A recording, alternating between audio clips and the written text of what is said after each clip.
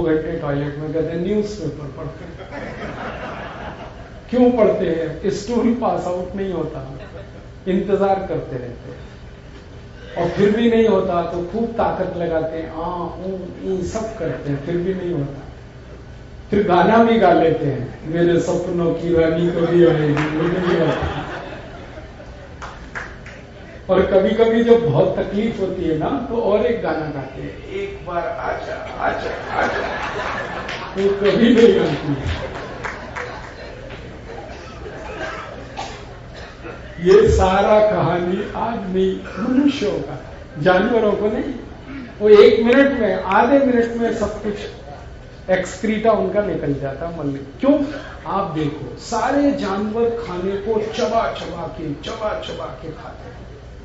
गाय को देखो, भैंस को देखो, बैल को देखो, बकरी को देखो, किसी को भी देखोगे, वो इतना चबाते हैं। पहले खाना खा लेते हैं, बैठ जाते हैं, फिर जुगाली करते हैं, जो खाया हुआ खाना है ना, उसको वापस चबाते हैं।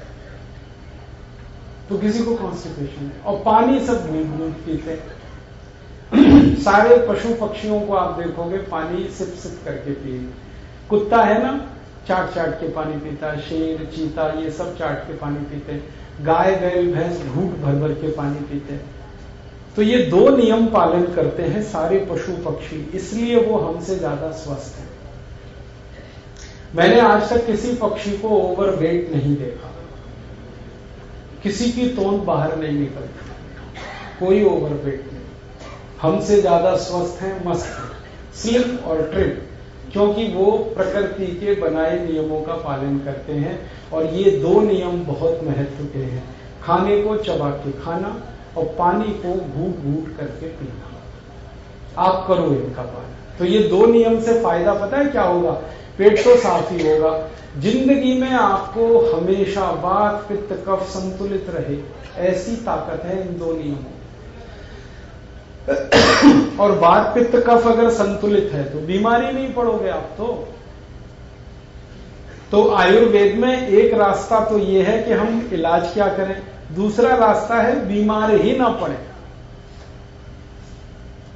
आगे चले और कुछ दवाएं बताता हूं, जैसे पेट से जुड़ी हुई कुछ बीमारियां हैं। अर्श, अर्श माने बवासीर, पाइल्स, हेमरॉइड्स, फिस्टुला, फिशर। इसमें बहुत अच्छी दवा है मूली का रस। मूली का रस पिए, 1 कप मूली का रस खाना खाने के बाद रोजाना पिए, बहुत जल्दी आपकी बवासीर माने पाइल्स ठीक हो जाएगी। और मूली का रस जो है ना, दोनों तरह की बवासीर को ठीक करता है, खूनी और बादी। पाइल्स तो 2 तरह की होती है ना, एक खूनी और एक बादी, दोनों ठीक हो जाती है मूली के रस। मूली के रस से फिस्टुला, फिशर भी ठीक होने में बहुत मदद मिलती है। और एक अच्छी दवा है अपने घर में इस बीमारी के लिए, पाइल्स और हेमरॉइड्स के लिए, कपूर। ईश्वर की पूजा करने के लिए जो कपूर हम इस्तेमाल करते हैं, बहुत अच्छी मेडिसिन है। क्या करना है, थोड़ा सा कपूर लेना, बहुत मामूली सा, और केले में लगा के उसको केला खा जाना, तो ये अंदर चला जाएगा। और इसकी रोज लेने की जरूरत नहीं है, हफ्ते में 1 दिन या 15 दिन में 1 ही दिन लेना, और 1.5-2 महीने में बिल्कुल ठीक कर देगा आपके पाइल्स को। और एक अच्छी दवा है, नारियल है ना, नारियल, उसके ऊपर के जो रेशे निकलते हैं, जिनको हम छील के फेंक देते हैं, वो बहुत अच्छी मेडिसिन है पाइल्स का। ये नारियल के रेशे पत्थर पे पीस दो और इसका पाउडर बना दो, या इसको पहले जला लो। और एक दवा है, ये अनार है ना, अनार भी बहुत अच्छी मेडिसिन है इसके। आगे चलें, डायरिया, डिसेंट्री हो जाए तो आपके लिए बहुत अच्छी दवा है घर में, जीरा। आधा चम्मच जीरा चबा के खाओ, पीछे से गुनगुना पानी पी लो, ये 1 खुराक में ही ठीक कर देता है डिसेंट्री। और एक अच्छी दवा है अपने घर में, कच्चा दूध बिना गर्म किया हुआ आधा कप, और उसमें नींबू निचोड़ के जल्दी पी लो, क्योंकि नींबू डालें तो दूध फटेगा, फटने से पहले पी जाओ, बहुत जल्दी ठीक करता है। ये 1 ही खुराक लेना, उतने में डायरिया ठीक हो जाए, दूसरी लेने की जरूरत नहीं। घुटनों का दर्द है, गठिया, संधिवात, इसकी एक दवा तो मैं बता चुका हूं, गोमूत्र। दूसरी दवा है मेथी, हल्दी, सौंठ। मेथी 100 ग्राम, हल्दी 100 ग्राम, सौंठ 100 ग्राम, तीनों को पाउडर के रूप में एक दूसरे में मिला ले और 1 चम्मच लेना है सुबह खाली पेट गर्म पानी से। ये घुटने का दर्द ठीक होगा। और एक अच्छी दवा है, एक पेड़ आता है, उसको हार सिंगार कहते हैं, कई लोग उसको परिजात कहते हैं। उसमें सफेद फूल आते हैं और फूल की जो डंडी है वो नारंगी होती है हमेशा, और बहुत खुशबू आती है, और फूल रात को बहुत खिलते हैं, और सवेरे देखोगे तो सब जमीन पे पड़े हुए मिलते हैं। वो हार सिंगार के पत्ते 5 ले लो, पत्थर में पीस के उसकी चटनी बना लो। चटनी बना के 1 गिलास पानी में इतना गर्म कर देना कि पानी आधा हो जाए, फिर उसको पीना, छानना नहीं, फिल्टर नहीं करना, ऐसे ही पीना, ठंडा कर। मैंने देखा जिनको 20-20 साल से घुटनों का दर्द है, गठिया का, संधिवात का, 2 महीने में ही ठीक हो गया। ऐसे कई मरीज हमने देखे जो टोटली बेड रिडन है गठिया के कारण, शरीर एकदम अकड़ गया उनका, हिलना डुलना भी नहीं होता। उनको ये पिलाया, 2.5-3 महीने में सब ठीक हुए, चलना शुरू कर दिया। बहुत अच्छी दवा है। आप जो बुजुर्ग लोग अपने घर में है ना, बड़े बूढ़े लोग जिनके घुटने हमेशा दर्द करते हैं, चलना मुश्किल होता है, उनको सबको ये बताओ, हार सिंगार के पत्ते का काढ़ा। कभी कभी डॉक्टर आपको ये कहे ना कि नी जॉइंट्स बदलवा दो, ये घिस गए, जरूरत नहीं है, आप ये काढ़ा पी लो, वो पुराने घुटने ही काम करेंगे। बहुत अच्छी मेडिसिन। और यही मेडिसिन, ये हार सिंगार के पत्ते का काढ़ा, फीवर के लिए, बुखार के लिए बहुत अच्छी औषधि है। कई बार ऐसे खतरनाक किस्म के बुखार हमको आ जाते हैं, जैसे चिकनगुनिया है, डेंगू फीवर आए, इंसेफ्लाइटिस, ब्रेन मलेरिया जिसको हम कहते हैं, वायरल फीवर, ये सब तरह के बुखार को अकेला ही ठीक कर देता है हार सिंगार के पत्ते का काढ़ा। 5 पत्ते तोड़ना, पत्थर में पीस के चटनी बना के 1 गिलास पानी में इतना गर्म करना, पानी आधा हो जाए, फिर ठंडा करके पीना। बुखार के केस में ये 3 दिन से ज्यादा लेने की जरूरत नहीं पड़ती, सभी बुखार 3 दिन में लगभग ठीक हो जाए। और जो घुटने का दर्द है तो इसको 3 महीने तक ले सकते हैं हर दिन, और लेना सवेरे खाली पेट ही सबसे अच्छा। और एक दवा है बुखार की, तुलसी पत्ते, 15-20 तुलसी पत्ते तोड़ लो, 3-4 काली मिर्च ले लो, पत्थर में पीस के उसको बना लो चटनी जैसा, पानी में गर्म करके पी जाओ।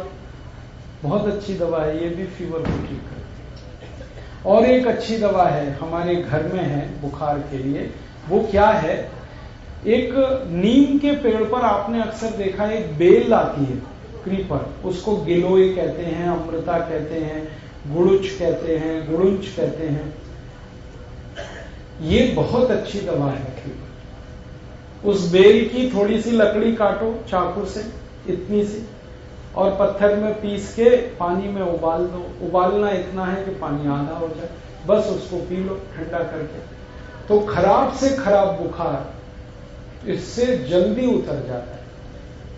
और हमने इसके प्रयोग किए हैं कि बहुत जब गहरा बुखार आता है, बहुत फीवर हाई होता है, तो बॉडी में नंबर ऑफ प्लेटलेट्स कम होना शुरू हो जाते हैं ब्लड में, तो मरने की हालत होती है पेशेंट। उस कंडीशन में ये बेस्ट मेडिसिन है, नीम की गिलोय, अमृता, गुड़ुच। जब प्लेटलेट्स कम हो जाए ना किसी के, तुरंत बोलना उसको कि इसका काढ़ा पी। और एक काम में ये काम लेना आप इसको, जब WBCs बहुत तेजी से गिरे, व्हाइट ब्लड कॉर्पस्कल्स बहुत कम हो जाए और पेशेंट के मरने की स्थिति आए, तब आप जरूर बताना उसको। आयुर्वेद में इसको अमृता कहा है, अमृत जैसी, माने मरते हुए को जिंदा कर ले, ये ऐसी दवा। और इसके बारे में एक इंटरेस्टिंग बात बताता हूं कि घर में अगर आप इसको लगा दो, ये बेल को, तो नीम के पेड़ पे तो होती है, किसी भी पेड़ पे होती है। मैंने देखा जिसके घर में ये लगा दिया उसके घर में मच्छर नहीं आ सकते। ये मुफ्त का मॉस्किटो रिपेलेंट है। घर में लगा के छोड़ दो, मच्छर अंदर नहीं आएंगे। मैंने अपने घर में करके देखा, बहुत अच्छे रिजल्ट हैं।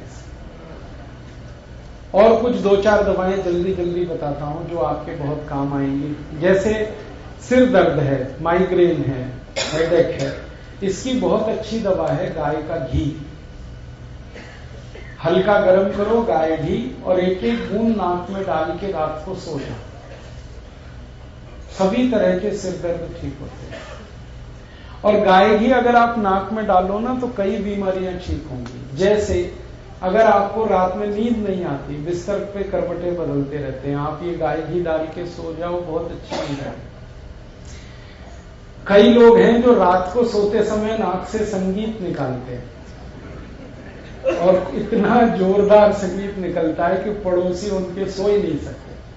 वो तो मस्त सो जाते हैं, पड़ोसी परेशान रहते हैं। उन सभी लोगों की सबसे अच्छी दवा है ये गाय घी। हल्का गर्म करो, एक एक बूंद नाक में डालो ड्रॉपर की मदद से। गाय घी और बड़े काम में आता है, जैसे साइनोसाइटिस या साइनस, उसकी बहुत अच्छी दवा है ये गाय घी। किसी को भी साइनस की तकलीफ है, कितनी भी पुरानी है, आप उनको बोलो गाय घी डालें ना, बहुत जल्दी ठीक। स्नोफीलिया जिनको भी है उनको बोलो गाय घी डालें नाक में, बहुत जल्दी ठीक होगा। और जैसे नाक में कई बार हड्डी बढ़ जाती है, मांस बढ़ जाता है, पॉलिप, उसकी बहुत अच्छी दवा है ये गाय, हल्का गर्म करके डालते हैं। ऐसे बहुत लोग आपको मिलेंगे जिनको बहुत ज्यादा छींकें आती हैं, हर समय छींकते हैं, नाक से पानी निकलता है, उनको बोलो गाय घी डाल के रात को सो। कई बार नाक बंद हो जाती है तो मुंह से सांस लेते हैं, गाय घी डाल दो, एक ही बार में नाक खुल जाए। और बहुत गंभीर एक बीमारी में ये काम आता है गाय घी। जब किसी को ब्रेन स्ट्रोक होता है, पैरालिसिस होता है और हमारे ब्रेन के किसी हिस्से में ब्लड जमा हो जाता है, क्लॉट, उसको निकालने की ताकत इस गाय घी में है। आप नाक में डालते रहो एक एक बूंद, और जिनको ये तकलीफ है उनको कहना ऐसे करके उसको थोड़ा सा खींचे, वो ब्रेन में अंदर जाएगा। गाय घी ब्रेन के हर उस पार्ट में पहुंच जाता है जहां मेडिसिन भी नहीं पहुंच सकती। बहुत अद्भुत है। और ये एक गाय घी कम से कम 28-30 बीमारियां ठीक करता है। आपको इसके बारे में एक रोचक बात बताऊं कि ये गाय घी जितना पुराना होता है उतना ही अच्छा, मिलता नहीं कहीं। आप रखो इसको, थोड़ा थोड़ा शीशी में बना के रखते जाओ, पुराना जितना होता जाएगा क्वालिटी बढ़ती जाएगी। और एक समय ऐसा आता है कि ये कैंसर जैसी गंभीर बीमारियों को भी ठीक करते हैं।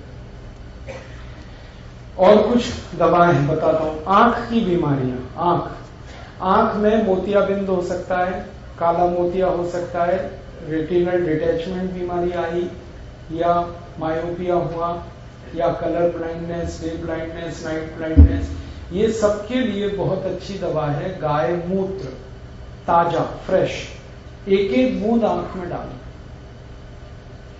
बहुत अच्छा काम करता है। आंखों में ऐसी कई बीमारियां हैं जो जल्दी ठीक नहीं होती, जैसे रेटिनल डिटैचमेंट ठीक नहीं होता जल्दी, लेकिन गाय मूत्र डालने से बिल्कुल ठीक होता है। अब इसमें सावधानी वही है कि गाय गर्भवती ना हो और मूत्र देशी गाय का हो। कान की कई बीमारियां हैं, कान में एक एक बूंद गोमूत्र डाल दो, ठीक हो जाता है। कान में बहुत तेज दर्द हो रहा है, एक बूंद गोमूत्र डालो, तुरंत दर्द बंद होता है। कान से गंदगी निकलती है, मैल निकलता है, वो ठीक होगा। कई बार कान में हमिंग साउंड आती है, हम ऐसे कान में घूमता है, गूंजता रहता है, ये बहुत अच्छे से ठीक होता है गाय घी से, गाय मूत्र से। गले की कई बीमारियां हैं जो गोमूत्र ठीक कर देता है। और गोमूत्र के साथ एक अच्छी और दवा है हल्दी। गले का इन्फेक्शन है, हल्दी इस्तेमाल करिए। टॉन्सिलाइटिस की बीमारी में हल्दी उपयोग करिए। मेरा आप सबको निवेदन है कि बच्चों के कभी भी टॉन्सिलाइटिस ऑपरेशंस मत कराइए, बहुत तकलीफ होती है आगे के जीवन में। क्या करें? हल्दी दीजिए उनको, कैसे दें? आधा चम्मच हल्दी सीधे उनका मुंह खोल के गले में डाल दीजिए अंदर, और थोड़ी देर मुंह बंद करके उनको कहिए बैठ जाए। तो फिर ये हल्दी है ना, लार के साथ अंदर जाएगी और एक डोज में, सिंगल डोज में आपको टॉन्सिलाइटिस ठीक कर देगी, इन्फेक्शन ठीक हो जाएगा गले। अगर इसको रिपीट करना पड़े ना तो 5-7 दिन के पहले मत करिए। वैसे तो करना नहीं पड़ता, लेकिन करना पड़े तो कम से कम 7 दिन बाद ही रिपीट करिए। और कुछ फुटकर बीमारियां बताता हूं, एक मेडिसिन के बारे में बताता हूं, बीमारियां उससे जुड़ी। एक बहुत अच्छी दवा आपके घर में है, पान में जो चूना खाते हैं ना, चूना, ये बहुत अच्छी मेडिसिन है चूना। कई बीमारी ठीक होती है इससे। जैसे आपको जॉन्डिस हुआ, पी लिया, चूना खाइए फिर आप, बहुत अच्छी दवा है। गन्ने का रस लीजिए, उसमें चूना मिला के पी लीजिए। चूना लीजिए गेहूं के दाने के बराबर, और गन्ने का रस ले लीजिए 1 गिलास। और गन्ने का रस ना मिले तो गुड़ का पानी बनाइए 1 गिलास, गुड़ और पानी, और उसमें चूना डाल के पीजिए। जॉन्डिस की बहुत अच्छी दवा है। और यही चूना जो है ना, नपुंसकता की भी दवा है, इम्पोटेंसी हो, बेस्ट मेडिसिन है। तरीका वही है, गेहूं के दाने के बराबर चूना, गन्ने के रस में, नहीं तो गुड़ के पानी में पीना। ये चूना बहुत अच्छी दवा है जॉइंट्स पेन के लिए। अगर घुटने में दर्द है, कमर में दर्द है, कंधे में दर्द है, चूना गेहूं के दाने के बराबर पानी में मिला के पी सकते हैं, दही में डाल के खा सकते हैं, दाल में मिला के पी सकते हैं, रस कोई जूस में भी पी सकते हैं। जॉइंट्स पेन बहुत जल्दी ठीक होता है। हड्डी का दर्द कितना भी है, वो चूना ठीक करेगा। एक बहुत खराब बीमारी है ना, स्पॉन्डिलाइटिस, उसमें चूना बहुत अच्छी मेडिसिन है। आपके जो पीठ की, रीढ़ की हड्डी है, इसमें लंबर रीजन में अगर आपको कुछ प्रॉब्लम है, L1, L2, L3 के आसपास गैप बढ़ गया है, तो आप चूना खाइए, बहुत जल्दी ठीक होगा। अगर हड्डी टूट गई है, क्रैक हो गई है, उसको जल्दी जोड़ना है तो चूना खाइए, गेहूं के दाने के बराबर, दही में, नहीं तो छाछ में, नहीं तो दाल में, पानी में, किसी तरह से खाइए। हमारे घर में छोटे बच्चे हैं, उनकी लंबाई बढ़ानी है तो चूना खिलाइए, 2-3 साल लगातार, और उतना ही दीजिए गेहूं के दाने के बराबर, दही में, दाल में, किसी। हमारे घर में अगर ऐसे बच्चे हैं जो मेंटली थोड़े से वीक हैं, मानसिक रूप से कमजोर है, मेंटली रिटार्डेड जो बच्चे होते हैं, मतिमंद, उन सबको चूना दीजिए 2-3 साल लगातार। ऐसे दीजिए दही में, गन्ने के रस में, या तो दाल आदि में, बहुत अच्छे से ठीक हो। ये चूना बहुत अच्छे से काम आता है जब आपके दांत में ठंडा गर्म पानी लगे, तो उसकी बहुत अच्छी मेडिसिन है।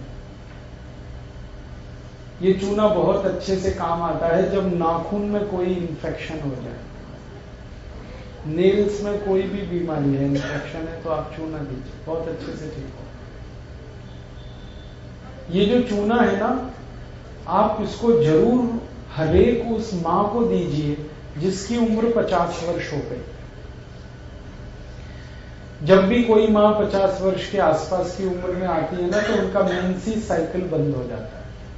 उस समय जो मेनोपॉज पीरियड शुरू होता है, उसकी सारी कॉम्प्लिकेशन चूने से ठीक होते हैं। अक्सर हमारी माताओं को बढ़ती हुई उम्र में ऑस्टियोपोरोसिस होता है। ऑस्टियोपोरोसिस का बेस्ट मेडिसिन चूना है। हमारे घर में अगर कोई गर्भवती मां है, उसको जरूर चूना खिलाइए, गेहूं के दाने के बराबर चूना, और 1 कप अनार के रस में, अनार का रस और गेहूं के दाने के बराबर चूना रोज किसी भी गर्भवती मां को नाश्ता करने से 1 घंटे पहले दीजिए। क्यों? गर्भवती मां को कैल्शियम की सबसे ज्यादा जरूरत है और आयरन की बहुत जरूरत है। ये अनार के रस में आयरन बहुत है और चूने में कैल्शियम बहुत है, तो आयरन कैल्शियम का ये कॉम्बिनेशन है, अनार का रस और चूना। हमने देखा कि जो माताएं 9 महीने लगातार चूना खाएं और अनार का रस पिएं, वो सभी की डिलीवरी नॉर्मल होती है, सीजर नहीं करना पड़ता। दूसरा फायदा ये है कि बच्चे जो जन्म लेते हैं वो बहुत हेल्दी होते हैं, बहुत स्वस्थ बच्चे होते हैं, वो बच्चे कभी भी बीमार जल्दी नहीं पड़ेंगे। और तीसरा सबसे बड़ा फायदा ये होता है कि जिन बच्चों की माताओं ने ये चूना खाया है अनार के रस में, वो बहुत इंटेलिजेंट है, बहुत ब्रिलियंट, क्योंकि ब्रेन और बॉडी दोनों का डेवलपमेंट चूना कराता है। हर मां को बोलिए कि गर्भावस्था में जरूर खाए चूना और अनार का रस। हम डॉक्टर के द्वारा लिखी हुई कैल्शियम की गोलियां खाते हैं और वो महंगी भी बहुत हैं और उनके रिजल्ट इतने अच्छे नहीं। चूना सस्ता भी बहुत है, क्वालिटी में बहुत अच्छा, मिलावट होती नहीं, क्योंकि इतना सस्ता है, कोई मिलावट क्या करे, क्योंकि हर चीज इससे महंगी है जो भी इसमें मिलाई जाएगी। और कभी भी चूना मिल जाएगा पान वाले की दुकान में, कभी भी आप ले सकते। और मेरा तो एक छोटा सा सजेशन है आप सभी को, आपके घर में जो पीने का पानी होता है ना, उसमें रोज चूना डाल दीजिए, तो जो भी पानी पिएगा सबको कैल्शियम मिलेगा। चूने के 2 फायदे हैं, एक तो कैल्शियम मिलेगा, दूसरा पानी को ये शुद्ध कर देता है। चूने से पानी सबसे ज्यादा शुद्ध होता है। हाँ, अब ये एक 10 लीटर का मटका है, मान लो 10 लीटर के मटके में चावल के या गेहूं के 10-15 दाने के बराबर चूना डाल दो। 20 लीटर के मटके में उसका डबल कर दो। जो भी चूने का पानी पिएंगे उनको जिंदगी में एक तो खून की कमी नहीं होगी, माने ब्लड बराबर बनेगा। खून बढ़ाता है चूना। हीमोग्लोबिन को अगर आप महसूस करते हैं कि कम हुआ तो चूना शुरू कर दो, बढ़ जाता है।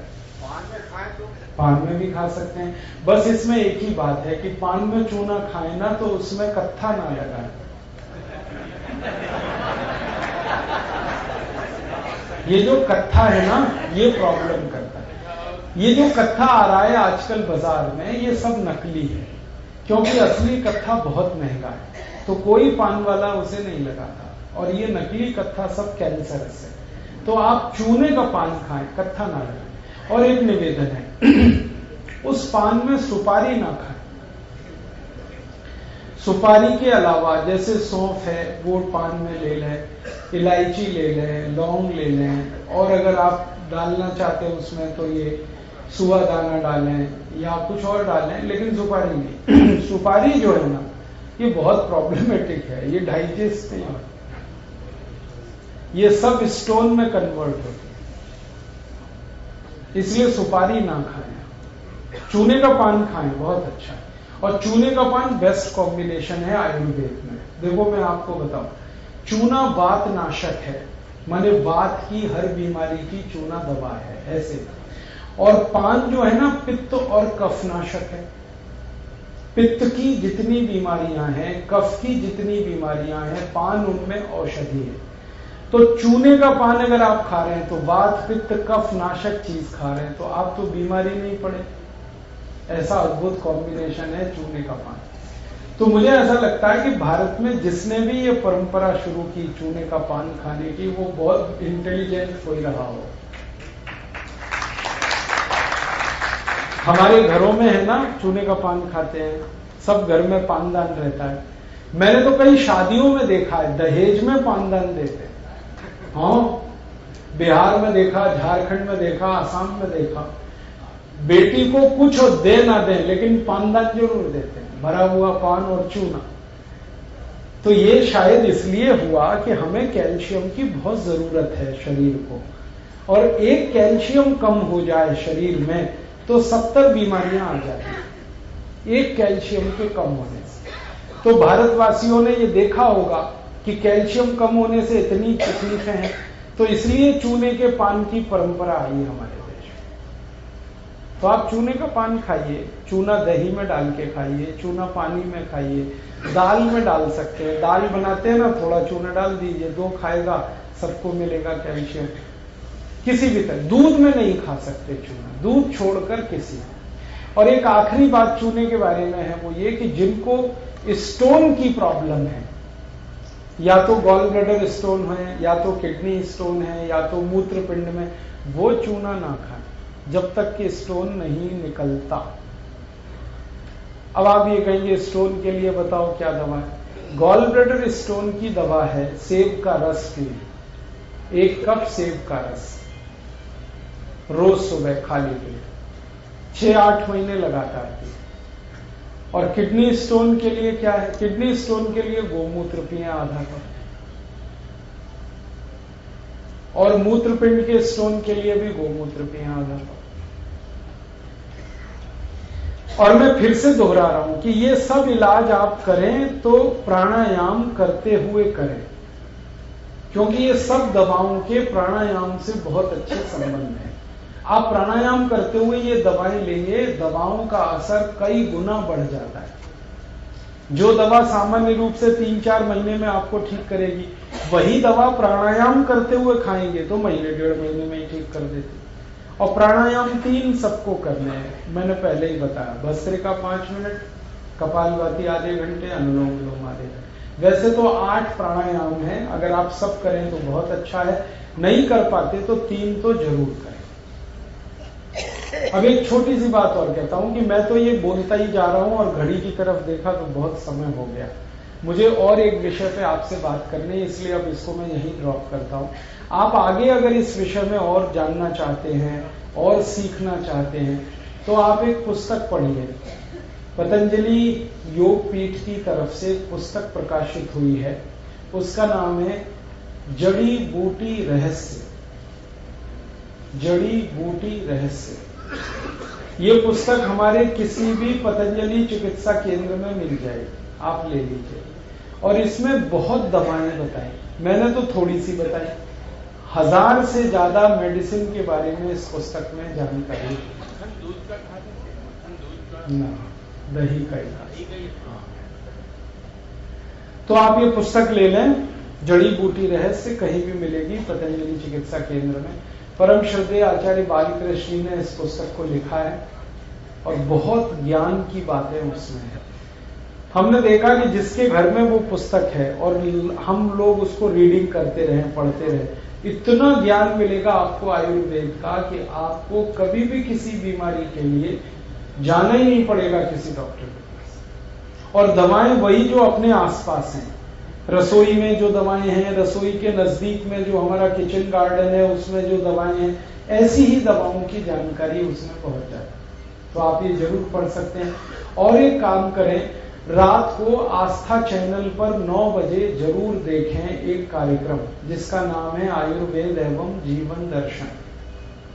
हर दिन रात को ये आता है 9 बजे से 10 बजे, और सवेरे 7:30 बजे से 8:30 बजे ये रिपीट होता है रोज सुबह आस्था चैनल पर।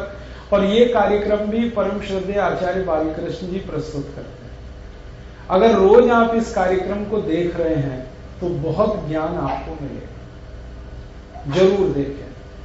मेरा तो निवेदन है कि दूसरे चैनल अगर बंद करने पड़े आपको तो जरूर करना, ये जरूर देखें। क्योंकि दूसरे चैनलों पे आप क्या देखते हैं, सास भी कभी बहू थी, घर घर की कहानी, तेरी मेरी कहानी, उसकी कहानी, और ये सारे सीरियल में एक ही थीम है, एक्स्ट्रा मैरिटल अफेयर्स। हाँ, किसी की पत्नी किसी के पति के साथ भाग गई, किसी का पति दूसरी की पत्नी को लेके भाग गया, एक पुरुष 10-10 महिलाओं को फंसा रहा है, एक महिला 10 पुरुषों को फंसा रही है। ये क्या देख रहे हो?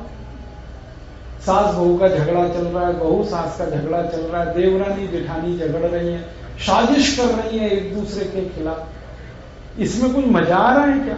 हम कहते हैं मनोरंजन हो रहा है। ये सब कुछ आपके घर में हो तो आपको सिर्फ पीटने का मन करेगा, तो इसमें कुछ मनोरंजन नहीं, फालतू है। ये टाइम वेस्ट करने वाले कार्यक्रम ना देखें। इसकी जगह आस्था चैनल पे ये जो अच्छा कार्यक्रम है 9 से 10 बजे तक, इसे देखें। 8 से 9 बजे तक परम पूजनीय स्वामी जी का कार्यक्रम आता है योग प्राणायाम का, वो देखें। सुबह 5 बजे से 7:30 तो रोज ही आता है, फिर 7:30 से 8:30 योग प्राणायाम। संस्कार में भी ये सब आने लगे हैं, आप संस्कार भी देख सकते हैं। तो मेरा कहना है कि समय तो आपके पास सीमित है। अब आप उसको सास बहू के झगड़े को